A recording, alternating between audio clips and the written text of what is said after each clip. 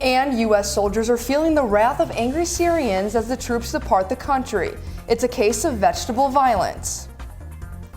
Massachusetts Street is once again the scene of a violent murder. Welcome to KUJH News. I'm Keely Drew. And I'm Carson Turner. A 40-year-old man died from stab wounds despite bystanders' best efforts to keep him alive. We spoke with one of those men who tried to save the victim. It's an interview you'll only see here on KUJH News. Let's go live to the 1900 block of Mass Street where KUJH reporter Malik Jackson's on the scene. Malik, walk us through what happened. As cars sped down this street right here, two business owners ran down this sidewalk, hoping to save a life after a tussle broke out against that desk and turned bloody. Well, that's awesome. Now, Madison, my hair got all messed up today in the wind. Is that going to stick around? Honestly, there's no telling right now. We're thinking there will be a continuation of this wind into tomorrow, and that's all due to this massive system that we have right now moving through our area. So here is a look at the sky cover from early this morning through today. This is this big old system that pushed through last night into the early hours this morning and brought that much cooler air that we've been feeling through today, and those winds, just because of how intense it was. It brought in a few more clouds this afternoon, kept us from getting too warm into the afternoon hours. We've only hit highs of around 50s, mid 50s to upper 50s down further south. So it's kept us a little bit cooler, and it's gonna continue to keep us a little bit cooler as we move through this evening. We're only going to be getting up to about 58 today, so we've already just about hit our high, and those winds will be sticking around for the next few hours as well. But we will also be cooling down. Those winds are what has been the interesting part of today. We've hit some pretty high winds, up to 17 miles per hour in Lawrence earlier today, 9 and 21 out in Topeka. So it's been a very windy day today. It's going to keep us cooler through the night. In the morning, you're looking at about a high of mid 40s across the area. So be prepared as you head out the door tomorrow morning. Back to you. Thank you, Madison. The KU football team is back from their road game against Texas on Saturday. It was a back and forth battle between the Jayhawks and Longhorns with great showings from Kansas offense. Wide receiver Stephon Robinson Jr. completed 2 touchdown passes from QB Stanley, which put KU ahead of Texas both times. In the fourth quarter, Kansas intercepted the Texas ball, which led to a touchdown by running back Puka Williams. He also scored 2 running touchdowns by the end of the game. Despite leading Texas 48-47, a last-minute field goal by the Longhorns shifted the tide in their favor. The final score was 50-48. Next up, the Hawks will be back at home to take on rival the K-State Wildcats.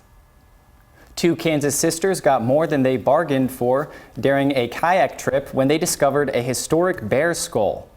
The sisters floated by the skull poking out of a sandbar in the Arkansas River. The state's Department of Wildlife, Parks, and Tourism took interest after seeing pictures that the women posted on Facebook. Paleontologists are working to figure out the age of the skull, but say it could be hundreds or thousands of years old. Carson, I cannot say I'd have a positive reaction if I saw that floating in the water. I agree. I think the last thing I would do is go up and try to grab it. Me too. Still to come on KUJH News, devastating weather hit Dallas. We'll show you the aftermath of a terrible twister. And you may recognize the name Mitt Romney, but you might not recognize one of his online alter egos. We'll find out the reasoning for this dual identity when we come back. Now let's take a quick look at news from across the nation.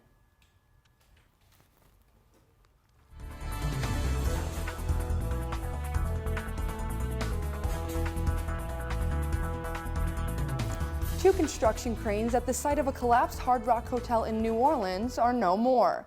Crews destroyed the cranes yesterday. The hotel collapsed 2 weeks ago, killing 3 and injuring 300. The cranes were supposed to come down last week, but Tropical Storm Nestor delayed the demolition. There are still parts of the broken cranes hanging over the building. A tornado that tore through Texas destroyed homes and left communities rebuilding. The National Weather Service says the tornado reached 65 miles per hour, traveling from northwest Dallas to Richardson last night. Police and first responders are still visiting damaged homes to check on people. The city of Dallas says there are no deaths or serious injuries. And Senator Mitt Romney is admitting to lurking around Twitter in a new interview. Romney told The Atlantic that he has a lurker account that he created in 2011 to defend himself from mean tweets. A reporter discovered a Twitter account under the name of Pierre Delecto that only follows Romney's children. The politician admitted that the account is his, but he's now changed it to private. And that's your look at news from across the nation. So still to come on KUJH News. If you think your professors are strict, wait until you see what university professors in India are doing to keep students with wondering eyes from cheating. And many Kurds are not happy about the United States pulling out of Syria, and they are demonstrating that you in an unexpected way. We'll explain when we come back. If you saw zombies strutting down Mass Street last weekend, it wasn't a zombie apocalypse, but the Lawrence Zombie Walk. People lined the streets to watch the zombies dressed in bloody clothes with gory makeup. This is a Lawrence tradition, but it almost came to an end this year. The owners of a vintage toy store took matters into their own hands when they realized nobody was planning the 13th annual walk. They teamed up with other local businesses to continue the spooky tradition. I did not get to make it to Mass Street to see that this weekend, but I wish I did. Yep, I didn't either, but I could imagine some people who weren't in the know being kind of freaked out to see a bunch of zombies, especially so close to Halloween. It's a little concerning. That's KUJH News for Monday, October 21st, 2019. To view our stories again or to share them with your friends, visit our website at tv.ku.edu. And check us out at our next newscast Wednesday at 4 p.m. for the latest news, weather, and sports. Thanks for joining us. Have a great evening.